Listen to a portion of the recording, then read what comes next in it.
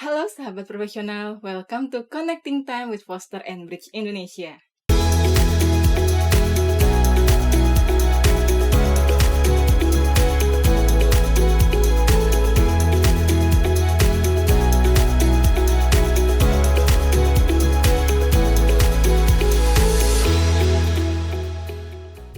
Pada kesempatan kali ini, saya Nastiti yang akan memandu sesi Connecting Time kali ini, di mana kita akan membahas topik mengenai membangun Service Excellence Culture pada perusahaan. Beberapa perusahaan terbaik menerapkan Service Excellence sebagai competitive advantage-nya yang membedakan satu perusahaan dengan perusahaan yang lainnya. Service Excellence Culture atau budaya layanan prima diterjemahkan dalam bentuk perilaku, sikap, dan juga cara kerja, serta konsistensi yang dilakukan oleh karyawan. Sehingga setiap tindakan yang dilakukan menciptakan value yang lebih bagi konsumen dan juga stakeholders. Nah, bagaimana menciptakan service excellence culture yang berkelanjutan? Apa saja tantangan yang dihadapi dan juga bagaimana membangun service excellence culture yang benar-benar menjadi warna dan juga identitas bagi perusahaan tersebut? Dalam perbincangan kali ini kita akan membahas bersama dengan Ibu Dona Purnama. Namun sebelum kita mulai, kita sapa dulu ya Ibu Donanya ya. Halo Ibu, apa kabar? Kabar saya baik dan sehat, semangat Mbak. Senang bisa bertemu kembali dengan Ibu pada sesi Connecting Time kali ini. Nah, sebelum kita masuk ke pertanyaan Bu, bisa diceritakan dulu nih apa background pekerjaan Ibu dan juga kesibukan Ibu sekarang ini. Silakan. Ya, terima kasih sebelumnya Mbak. Jadi kalau ditanya aktivitasnya, memang saya termasuk yang masih aktif sebagai di bidang properti dan hospitality. Ya, jadi memang karena dinamika properti dan hospitality sangat menarik buat saya, jadi saya masuk untuk ikut mengembangkan. Konsentrasinya sih fokusnya karyawan, jadi pengembangan sumber daya manusia. Nah, latar belakang pendidikan saya itu ilmu komunikasi, tapi saya sangat senang sekali untuk bisa mengembangkan SDM sebagai human capital di perusahaan. Seperti itu. Oke Bu, membahas topik ini ya Bu ya, tentang service excellence culture atau budaya layanan prima. Sebelum kita mulai nih Bu, boleh Ibu jelaskan kembali nih kepada sahabat profesional semua apa sih yang dimaksud dengan service excellence itu? Oh ya, pengertiannya ya, saya yakin semua individu pasti paham dan sering ya mendengar service excellence. Jadi service excellence itu yang paling mudahnya adalah menyebutnya pelayanan prima, pelayanan unggul. Jadi pelayanan prima atau pelayanan unggul adalah suatu pelayanan yang terbaik dan memenuhi harapan dan kebutuhan tamu atau pelanggan atau konsumen. Dengan kata lain, pelayanan prima merupakan suatu pelayanan yang memenuhi standar kualitas atau suatu pelayanan yang sesuai dengan harapan dan kepuasan tamu, kepuasan customer, konsumen, pelanggan, bahkan kepuasan masyarakat. Seperti itu. Oke, menarik ya Bu ya. Karena saat ini perusahaan berlomba-lomba untuk memberikan layanan prima atau service excellence pada konsumen. Nah, untuk menjadikan service excellence ini sebagai culture di perusahaan, kira-kira faktor apa saja sih Bu yang memegang peranan penting bagi perusahaan sehingga bisa diterapkan dengan baik? Ya, kalau menurut saya, pelayanan prima itu ada dua faktor atau saya sering menyebutnya dua dimensi yang sangat penting supaya terwujud. Jadi, yang satu dan yang lainnya itu nggak bisa diabaikan. Jadi, dua faktor ini saya menyebutnya adalah dimensi service excellence. Dimensi service excellence itu yang pertama adalah dimensi prosedural. Jadi, kita bisa katakan ini adalah faktor pertama, prosedural. Yang kemudian kedua adalah dimensi personal atau kita sebut faktor personal. Jadi baik prosedur dengan personal ini dua-duanya sangat berperan penting, memegang peranan penting. Karena kalau bicara prosedur itu berisi sistem, berisi prosedur, aturan, step-step, teknik, langkah-langkah dan sebagainya yang ditetapkan untuk memberikan produk atau pelayanan secara prima, secara baik, secara unggul, dan memenuhi standar tentunya. Dan sebagai faktor kedua yang saya sebut dimensi personal, itu adalah bagaimana service provider. Bicara service provider itu adalah bicara sikap yang menggunakan perilaku, kemudian kemampuan verbal untuk membangun sebuah interaksi yang sangat baik kepada pelanggan.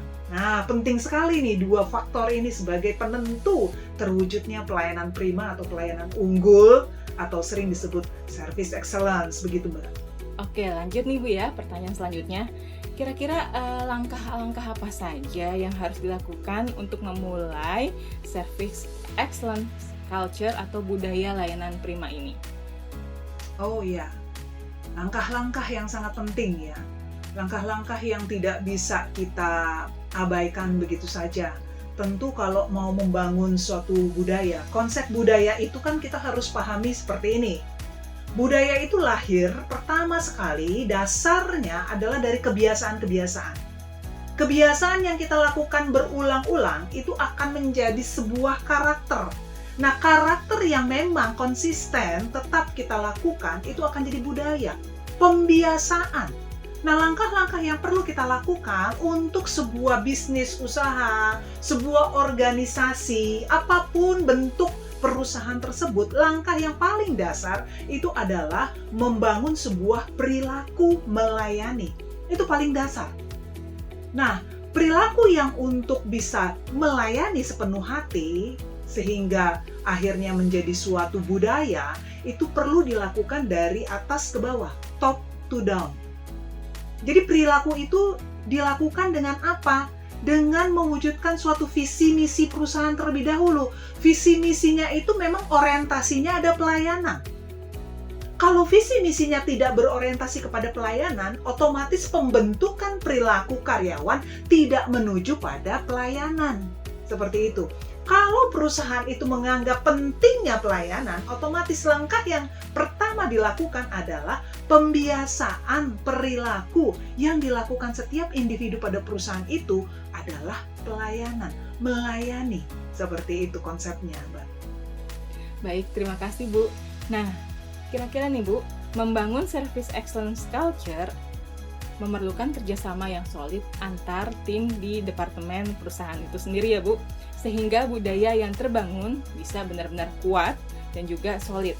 Nah, bagaimana apabila terjadi gap atau jarak antar departemen? Kira-kira apa nih Bu yang harus dilakukan dan juga mengapa hal ini bisa terjadi? Ya, baik. Gap itu pasti selalu ada. Apapun pasti ada penghalang seperti kayak barrier ya. Karena setiap individu pada dasarnya adalah berbeda. Itu sebabnya budaya harus kuat. Itu sebabnya budaya itu harus dibangun dan memang budaya itu harus diberikan satu aktivasi-aktivasi. Aktivasi ini apa? Kegiatan-kegiatan yang menunjang budaya tersebut. Kalau orientasinya pada pelayanan, otomatis kita bisa melakukan suatu kebiasaan yang memang dilakukan tiap hari, rutinitas. Yang orientasinya adalah budaya pelayanan. Jadi, gap-gap itu otomatis akan bisa tereliminir, berkurang kalau budaya perusahaan tersebut kuat. Tapi pemangku jabatan sebagai top manajemen apabila tidak konsisten, otomatis gap ini akan menjadi satu gap-gap baru baik di internal maupun eksternal departemen terkait. Contohnya nggak usah jauh-jauh, sales. Bagian sales yang menjual, dia hanya menjual saja orientasinya, tetapi dia tidak mengevaluasi kebutuhan customer-nya, otomatis dia akan punya pemahaman yang sangat minim terhadap kebutuhan tamu atau kebutuhan kliennya, dan dia tidak bisa mendeliver atau tidak bisa meneruskan secara detail apa sih yang dibutuhkan oleh tamu-tamu dalam hal pelayanan kah, dalam hal kualitas produk kah, sehingga dia akan meng-keep atau menyimpan sendiri informasi tanpa diberitahukan kepada bagian lain, misalnya bagian produksi. Otomatis produksi juga tidak akan mengembangkan atau mengevaluasi produknya tersebut. Nah, gap-gap ini akan berkembang lagi menjadi gap-gap baru di bagian distribusi kah, di bagian untuk after sales kah, dan sebagainya. Mandek. Sehingga ketika kita melihat diagram peningkatannya, ternyata menurun, tidak ada peningkatan signifikan, otomatis akan berkurang nih kualitas pelayanan dan lama-lama pelayanan tidak menjadi satu prioritas seperti itu. Nah, untuk menyiasatinya, gap-gap ini harus ada kolaborasi, harus ada komunikasi yang intens. Evaluasi harus terus dilakukan. Jadi kata kuncinya adalah membangun komunikasi secara intens di berbagai departemen untuk meminimalisir gap yang terjadi. Seperti itu. Oke, terima kasih Bu. Sebelum kita lanjut ke pertanyaan selanjutnya, saya mau break iklan dulu ya Bu ya. Sahabat profesional, jika sahabat profesional menyukai video ini, jangan lupa ya untuk klik tombol like, share, dan juga subscribe channel YouTube Foster & Bridge Indonesia. Nah, kita lanjut lagi ke pertanyaan selanjutnya ya Bu Dona. Dalam menerapkan Service Excellence Culture, manusia atau people menjadi faktor penting atau faktor utama dalam penerapan ini ya Bu ya. Kira-kira apakah ada karakter khusus atau karakter yang harus dimiliki yang dibangun di dalam diri karyawan sebagai motor penggerak service excellence itu Bu? Nah ya, kalau bicara karakter ya jelas sekali kita perlu punya karakter yang bisa menopang pelayanan prima pada customer atau klien kita. Nah, kalau dari saya, ini karakter-karakter yang perlu ada. Ini kalau kita bilang kan artinya sikap ya. Karakter itu kan dasarnya sikap. Gitu. Yang pertama adalah profesional. Jadi karakter karyawan, karakter people dalam organisasi itu yang profesional, yang bisa mengerti posisi dan tanggung jawabnya. Ya, profesional. Yang kedua, dia harus punya yang namanya karakter respect. Respect kepada dirinya, respect kepada organisasi perusahaannya, dan respect kepada customer. Kemudian yang ketiga, dia harus bisa inovasi. Innovation. Yang ketiga karakternya adalah orang-orang yang punya jiwa inovasi. Kalau dia stuck, dia nggak akan bisa improve dalam pelayanan apapun. Karena dia nggak tahu mau bikin kreativitas apa untuk bisa membangkitkan kesukaan daripada customer-nya, untuk bisa meningkatkan kualitas pelayanan. Jadi dibutuhkan orang-orang yang punya inovasi, innovation. Terus yang keempat adalah karakter determination. Orang-orang yang tahu bekerja dengan tujuan, goalnya jelas. Dia tahu goal perusahaan apa, dia tahu target perusahaan itu apa. Dan yang terakhir adalah empati. Inilah karakter dasar yang memang harus dimiliki untuk menciptakan pelayanan prima, profesional, respect, innovation, kemudian determination, dan empati. Seperti itu.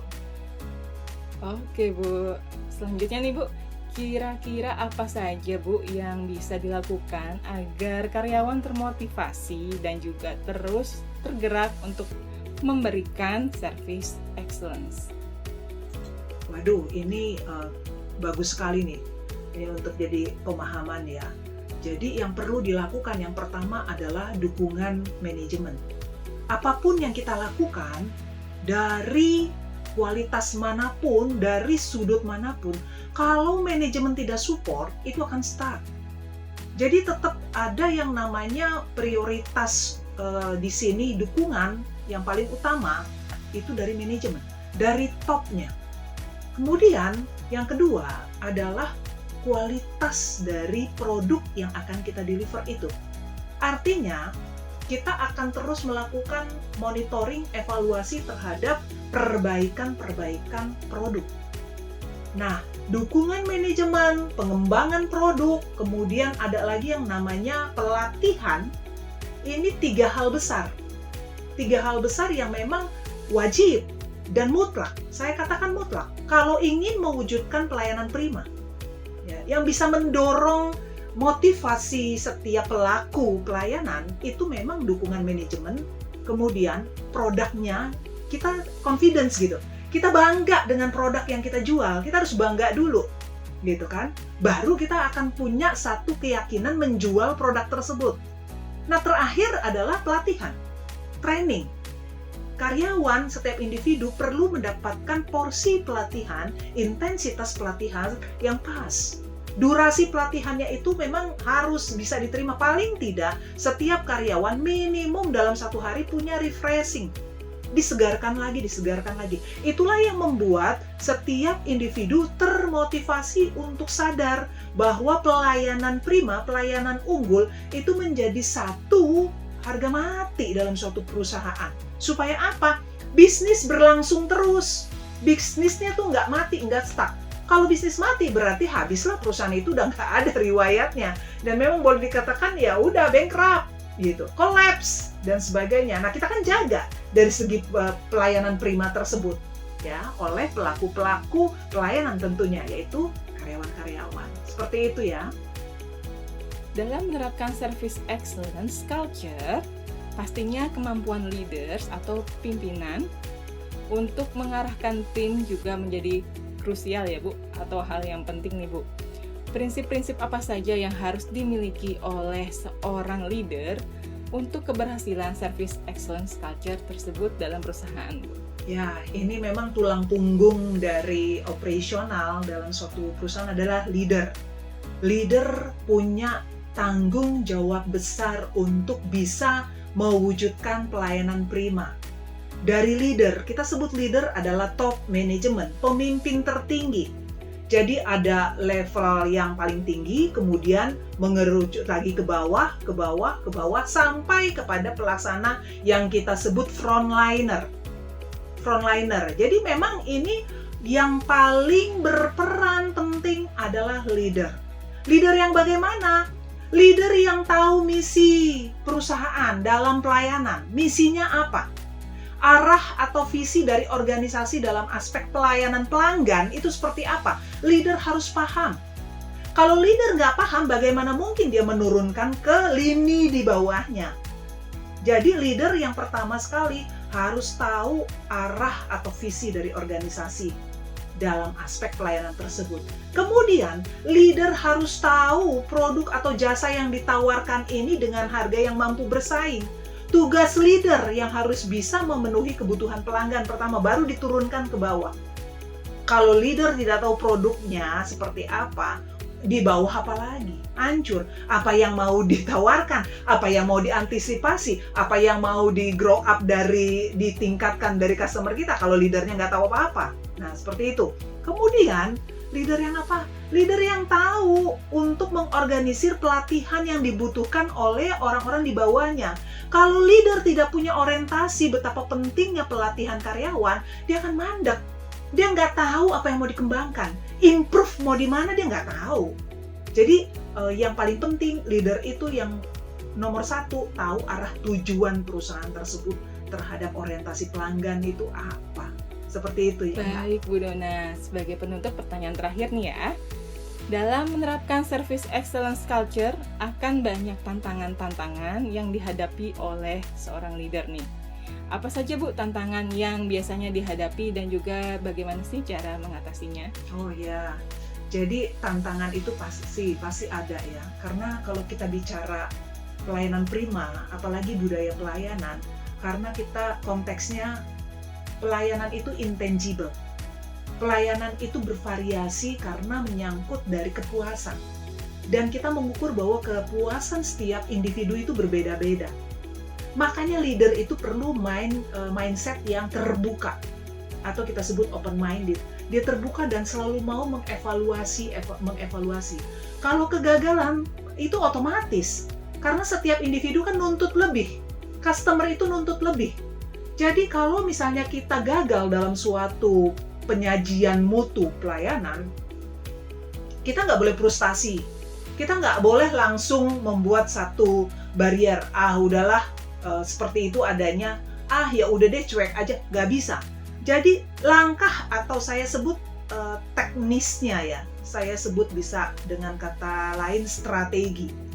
Jadi strategi yang perlu dilakukan ketika kita gagal, yang pertama kita tunjukkan respect. Jadi kita harus mengekspresikan respect kita. Respect terhadap apa yang dibutuhkan oleh customer kita. Kemudian, ketika kita punya rasa respect, pasti kita mampu memiliki keterampilan mendengarkan keluhan-keluhan dari tamu kita. Jadi nggak ada tuh yang namanya service perfect langsung, nggak ada.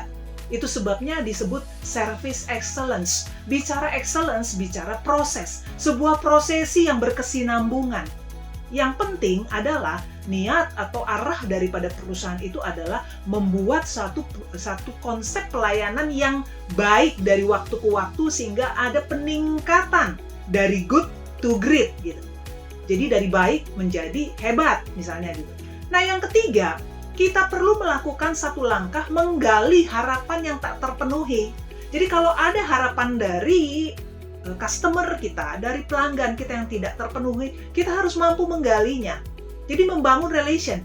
Kemudian yang keempat selanjutnya kita mampu menguraikan solusi-solusi terhadap keluhan tersebut. Kegagalan dari pelayanan kita itu apa? Kita uraikan. Sesudah kita mampu menguraikan, kita ambil tindakan. Jadi artinya kita follow up. Jangan stuck, kita diemin aja, nggak bisa. Jadi ketika kita sudah cek, ya kita lakukan sebuah terobosan perubahan. Itu masuk ke follow up atau action plan.